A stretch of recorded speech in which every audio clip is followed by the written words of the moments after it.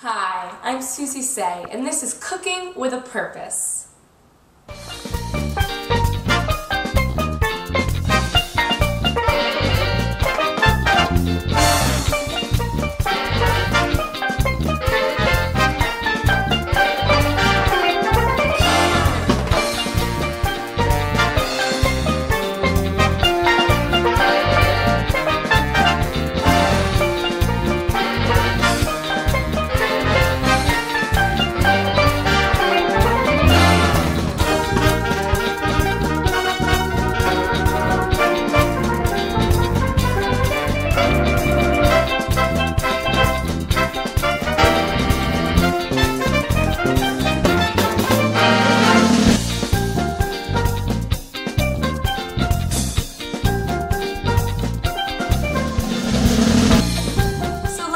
On Cooking with a Purpose, I talked about all the ways that you can save time and energy with using a couple tricks in the kitchen.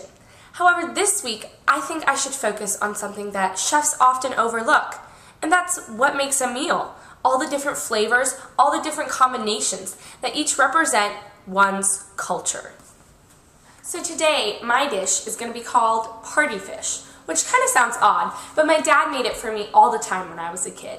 Basically, it includes pasta, rice, fish, olive oil, and different types of spices. I chose this because for my theme of culture integration and new ideas bursting through just a plate of great food, I thought this would be a fabulous dish because it really shows the history behind each food piece incorporated into the main meal. So first, every great chef knows that you always need to wash your hands. Fight those germs. I really love this dish because not only is it delicious, but it combines foods in ways that you wouldn't really think would go so well together. And that's what I like to do on Cooking with a Purpose. I hope you guys really enjoyed last week's episode. I made sure to give you the #1 tip that if you don't have eggs and you don't have water when baking, just use a simple diet Coke. I know, didn't think so, but you learn it on Cooking with a Purpose. So anyway, I chose flounder for my fish, and I just got it at the local farmer's market. And just get a frozen flounder and let it thaw. You're going to need to let it thaw for like a couple hours. So it's already been out, and I'm just letting this tender flounder thaw. Also for olive oil, I get the extra virgin olive oil in a big metallic tin because I really think it's just great, and it's just straight from Italy, so thank you, Italy. And we're going to get a big pan out, about yay size if you have it, and we're just going to pour the olive oil on the pan. While the olive oil is coming to a boil, we're going to make just rice from a box. I just prefer it that way. And just follow the instructions on your box. Usually I add a little less water than they tell me to. And we're also going to combine the spaghetti with the rice. So just add it in and let them both boil together in a big pot of water. And my secret ingredient, which is in this bag that I won't show you, is the one, the only couscous. Very nice type of grain that I love. So I'm using 3 types of just one of my favorite actually foods, and they all kind of have a similar texture and similar taste, but I'm going to make sure they taste very different and distinct in this combination. So I'm going to add my herbs now, which include Greek seasoning, and then mixed up salt, which is just salt and pretty much dehydrated onions and garlics all combined in a glorious way. Oh, that is the food taster, by the way. He'll be coming soon. And some thyme, and I'm just going to add them all on top. It's kind of difficult when you add herbs, though, because you don't want to add too much, so I always sprinkle them on my hand first and then add them to the meat. Now it's time for the history part, which I love the best because that gives cooking a purpose. Because we get to taste, yes, amazing foods, but we also get to learn from the creation we've just made.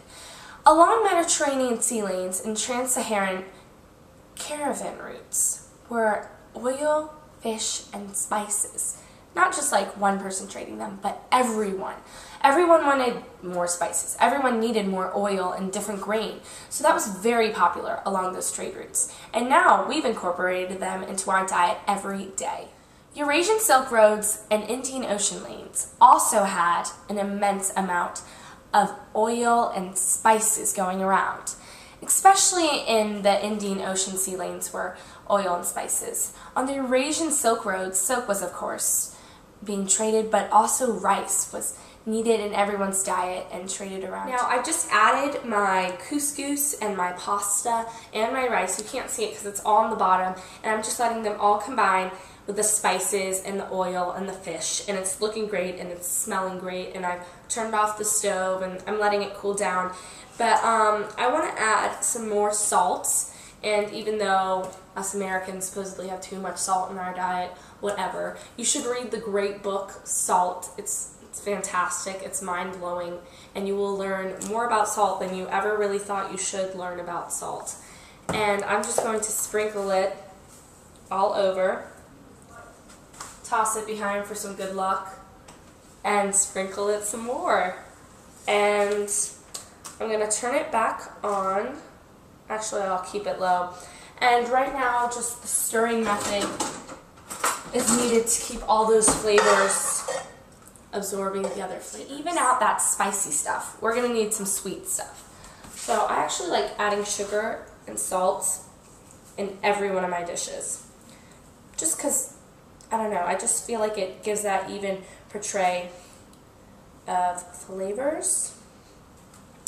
And I want to talk more about trading, because I know I talked about how food was traded, but not only that, religious ideas, philosophies, and techniques were traded. And I think that we overlook the importance of trade every day, because when we eat, we wouldn't have gotten the idea of just, you know, eating foods in the way we do with all the different flavors if it weren't for trade. And just when we put on clothes, we wouldn't be having the clothes we have if it weren't for the techniques of making those clothes if it weren't for trade. So my big takeoff today is trade is way important, and you should not just overlook it every day. Now, how about some more sugar? This is our food taster. Christian, how is it? This is very good. It reminds me of the time the girl, unfortunately, was shot by the Taliban recently. How so? Well, today he talked about how ancient traders traded silk, and now they trade new ideas. Yeah, you're right. Now we definitely are trading our beliefs. Like, all she wanted to do was stand up for girls' education, and she got shot. But even after that, the UK supported her because they don't believe in terrorism. So the beliefs of women education and beliefs of stopping terrorism are spreading faster than a wildfire just today. Thank you so much for joining us, and I hope you enjoyed the meal. Thank you for having me. See you next time on Cooking.